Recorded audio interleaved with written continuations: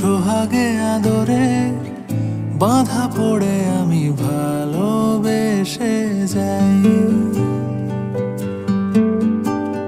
স্মৃতির সাগরে ডুবে গিয়ে আমি ভালোবেসে যাই। ভ্রমণের শেষে ফিরে এসো তুমি আগের মতো।